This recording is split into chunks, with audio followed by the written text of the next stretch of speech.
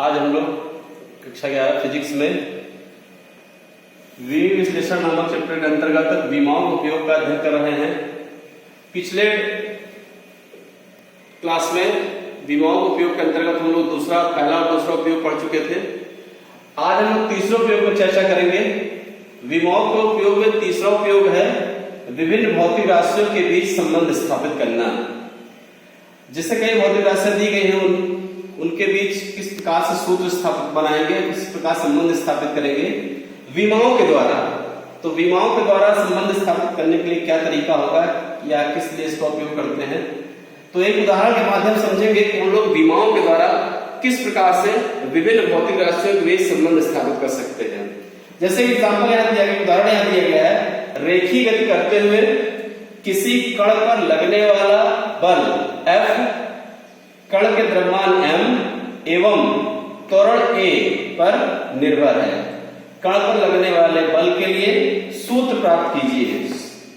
तो इसमें क्वेश्चन क्या कहा जा रहा है कि एक कण है जो रेखीय गति कर रहा है, उस कण पर जो बल लग रहा है F, वो कण के द्रव्यमान और कण के त्वरण पर निर्भर करता है। अर्थात द्रव्यमान अथवा त्वरण दोनों में से कोई एक परिवर्तित होगा तो कण पर लगने वाले बल का मान परिवर्तित हो जाएगा। इस स्थिति में बल के लिए क्या सूत्र बनेगा, किस प्रकार से सूत्र बनेगा, वो हम विमाओं के उपयोग द्वारा देखेंगे। तो सबसे पहले क्वेश्चन कह रहा है कि कण पर लगने वाला बल F, ये किस पर निर्भर कर रहा है, द्रव्यमान और त्वरण पर। तो पहला स्टेप हमारा हुआ कि बल जो है वो द्रव्यमान और त्वरण पर अगर निर्भर है तो यह मान लिया जाए कि कण पर लगने वाला बल F ये द्रव्यमान की घात x और त्वरण a की घात y पर निर्भर है। अब प्रोपोर्शनलिटी हटाएंगे तो यहां पर एक कांस्टेंट यूज करेंगे, F is equal to k m की पावर x और a की पावर y। ये हम मान ले रहे हैं इक्वेशन 1, समीकरण 1 मान लिया गया इसको। f इज इक्वल टू एक कांस्टेंट के साथ m की पावर x और a की पावर y।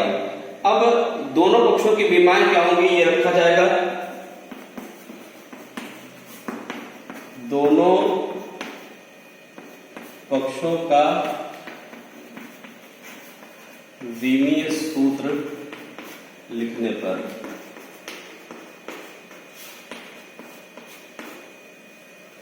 यहां f है, f प्रदर्शित कर रहा है बल को।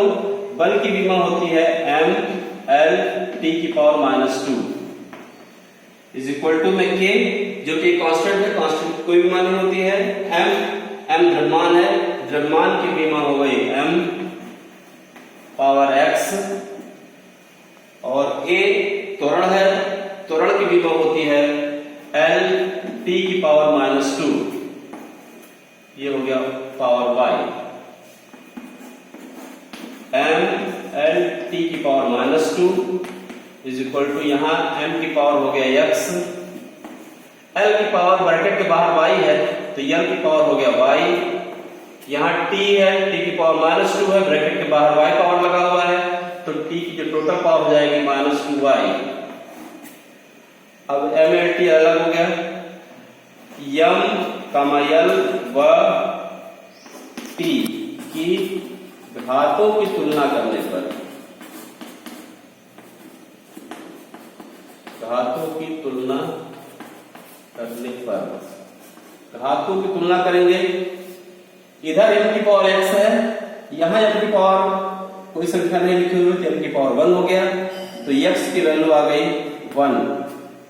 यहां y की पावर 1, y लिखा, l की पावर y लिखा हुआ है, l की पावर y और इधर l की पावर 1 तो y की वैल्यू हो गई 1।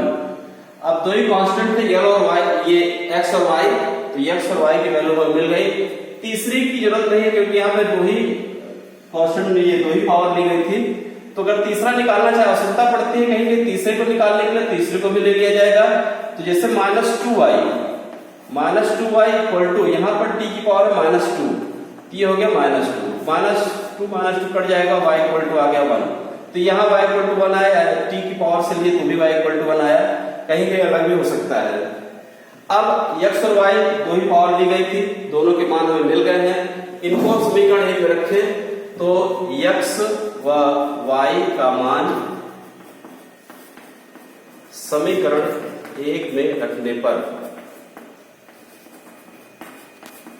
दोनों की वैल्यू समीकरण 1 रखते हैं तो f इक्वल टू हो जाएगा k m की पावर x, m की पावर x की जगह पर दिया गया 1, a की पावर y और y की वैल्यू निकली है 1 तो a की पावर हो गया 1, तो f इक्वल टू आ गया k m a। ये हमारा फॉर्मूला बना। अब अगर हमें कांस्टेंट की वैल्यू पता है तो कांस्टेंट को हटाएंगे वैल्यू रख करके, और अगर कांस्टेंट की वैल्यू नहीं पता है तो इस स्टेप को यहीं पर रोक देंगे। जैसे हमें पता है प्रयोगों से k इक्वल टू होता है 1, तो अगर प्रैक्टिकली देखा गया k इक्वल टू 1 है तो कांस्टेंट वैल्यू चूंकि हमें पता है कि k इक्वल टू 1 होता है तो हम यहां रख सकते हैं, नहीं पता होगा तो छोड़ देंगे। इस प्रकार f इक्वल टू आ गया, f इक्वल टू हो गया m a, ये हो गया फॉर्मूला। तो समीकरण जो हमारा दिया हुआ था, कण पर लगने वाला बल F द्रव्यमान m और त्वरण a पर निर्भर कर रहा है, तो कण पर लगने वाले बल के लिए क्या सूत्र होगा, तो बीमाओं के द्वारा हम ये दिखा पा रहे हैं कि किसी कण पर लगने वाला बल कण के द्रव्यमान m और त्वरण a दोनों के गुणनफल के बराबर होता है। इस प्रकार से सूत्र में मिला F इक्वल टू ma। एक एग्जाम्पल और दे रहे हैं, इसको सॉल्व करने का प्रयास करेंगे।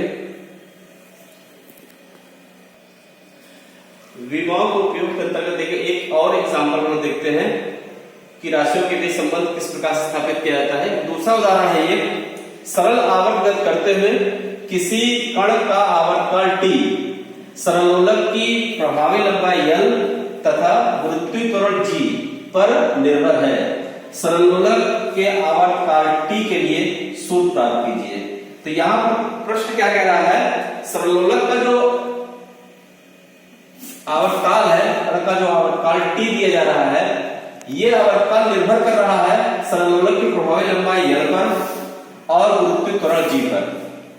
अब हमें सूत्र बनाना है आवर्तकाल के लिए, तो आवर्तकाल t ये निर्भर करता है प्रभावी लंबाई l की घात a और गुरुत्वीय त्वरण g की घात b पर।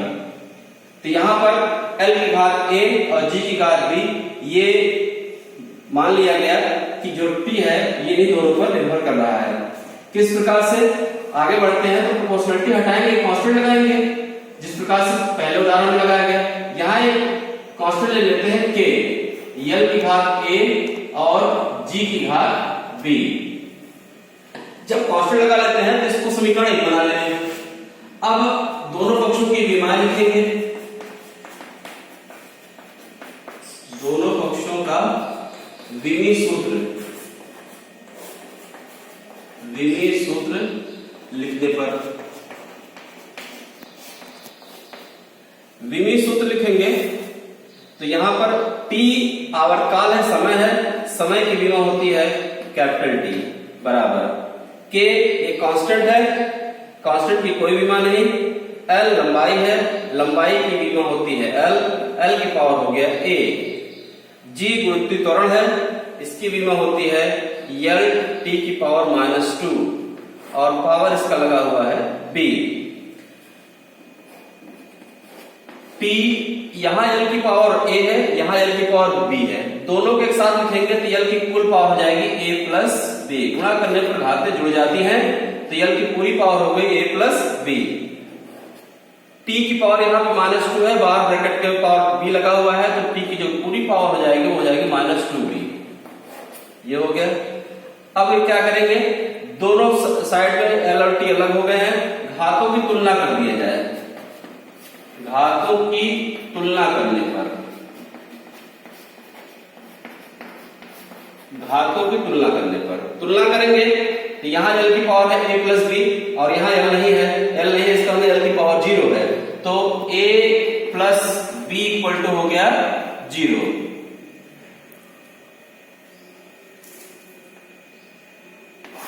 t की पावर -2b, यहाँ t कुछ नहीं लिखा मतलब 1 है, तो t की पावर -2b इधर है, t की पावर 1 इधर है, तो -2b इक्वल टू हो गया 1, तो b इक्वल टू हो जाएगा -1/2, -2b इक्वल टू 1, तो b इक्वल टू -1/2। b की वैल्यू यहां रखते हैं, a प्लस -1/2 इक्वल टू 0, तो a इक्वल टू हो गया 1/2, तो a प्लस b की जगह -1/2 रखे बराबर 0, -2 1/2 है, पक्षांतर कर देंगे तो इक्वल टू आ गया 1/2। तो इस प्रकार से a की वैल्यू हमें मिल गई और b की वैल्यू मिल गई। जब a और b की वैल्यू मिल गई तो इस दोनों को मान को हम समीकरण 1 में रखें, तो a व b का मान समीकरण 1 में रखने पर,